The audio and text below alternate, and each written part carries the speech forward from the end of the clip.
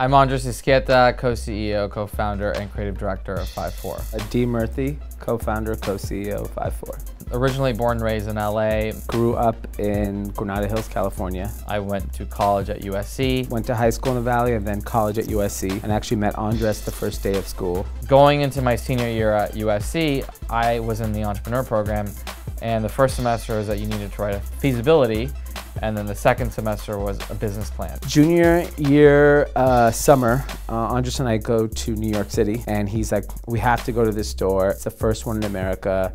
And he was obsessed with fashion, and I didn't really care about clothes because I had no money. It was the first H&M in America. I just said, holy shit, this is the future of retail. It was a zoo, and I was like, okay, cool. So I'm just standing in the corner, and then I was like, you know what, that jacket's pretty cool. Let me see how much it costs.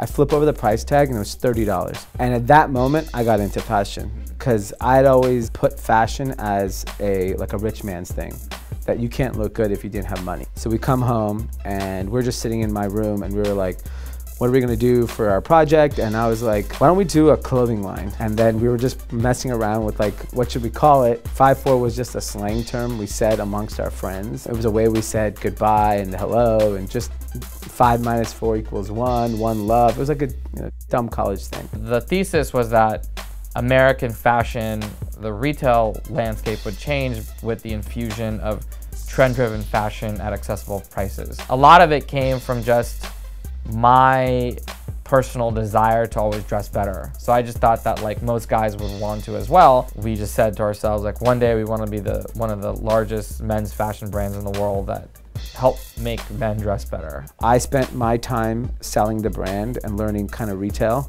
Andres spent his time learning how to be a true designer, learning the manufacturing process. And we really learned the apparel game in terms of making garments. I flew to Peru for 2 weeks to sit at the factory and make jeans and sweatshirts, and I've probably been over to like now 600 factories. So like, I know how to make a garment from thread, yarn, all the way to finished good. 2005, 2006, we started getting into really marquee stores across the country, and then eventually into department stores like Macy's and Nordstrom's. We had always done a really good job at like making the brand feel hype and making the brand bigger than what it actually was.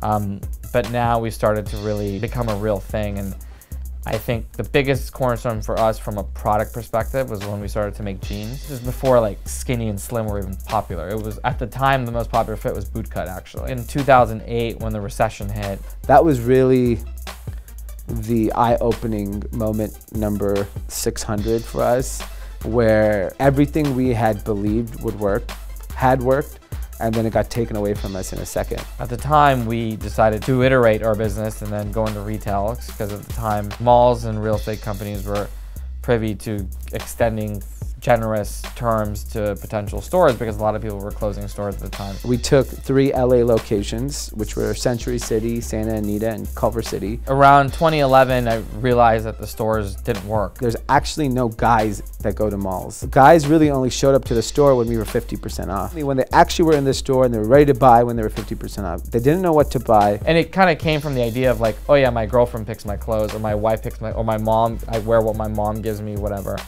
And you know, that's where the idea came from, sitting in our stores, being in stores for many years, and then formulating this idea that we thought there was a void in the marketplace. And finally in 2012, after just literally learning how to do everything else and nothing with really any true traction, 5-4 Club kind of came out of it. The club addressed everything that we saw was a weakness of the men's shopping experience. We were like, this is the future.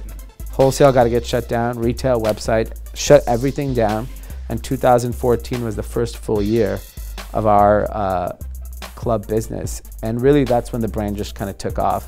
It's exciting to be able to do something and to try to be the best at it and give it your all. And then, you know, as you create these new brands like New Republic or Grand AC, you start seeing, you know, the results of everything and things starting to come together. And then ultimately when you see your consumer using it, wearing it, loving it, that's when the reward is.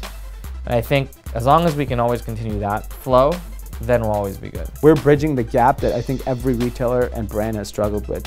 And I think that's what gets us excited about the future.